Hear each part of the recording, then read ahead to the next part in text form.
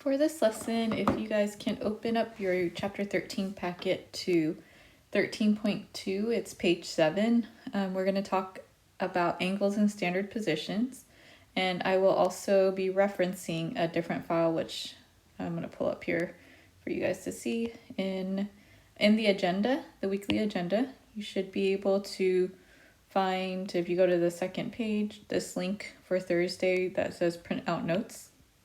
If you click on the notes, you guys can also have this this page that has degree on it. So the second page where it has circle A and then circle B, we'll be going over the unit circle in degrees and the angles in degrees for today, for this video. And then for the next video, we'll do radians.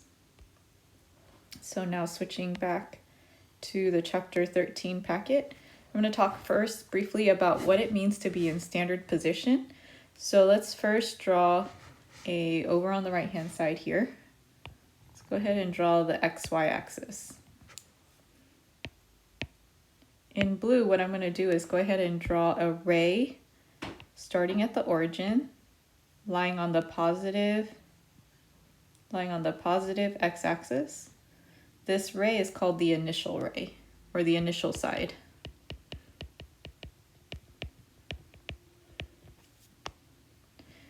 Now, if you rotate that ray from the initial position, we get a second ray called the terminal side. So that second ray is going to extend, it can technically, I'll draw a few scenarios and then erase it. So in a different color, let me go ahead and draw, let's do this in green here.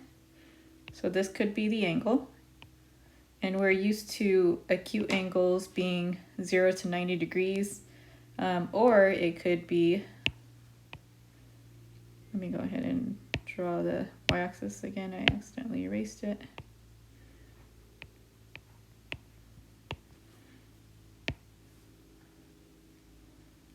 Or it could be in the second quadrant, in which it's in the angle formed is this angle right here.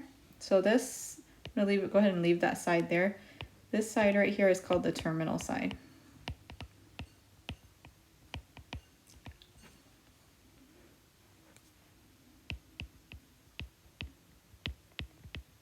The common endpoint at the origin, do you guys remember from last year? That's called, yes, that's right, vertex. Okay, and we describe that angle formed in this manner to be in what we consider standard position.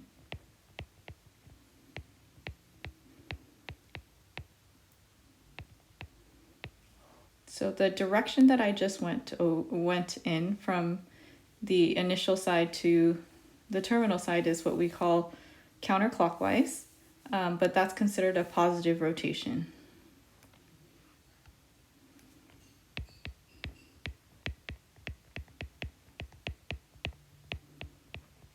So which means, what is it if it's a negative rotation? If it's a negative rotation, that's considered a clockwise rotation. And so let's go ahead and draw a picture of what that would look like. So, for example, if I were to draw negative 45 degrees, I would draw first the initial side on the positive x-axis, it always is there. The terminal side is now going to rotate from the initial side opening to the terminal side being here.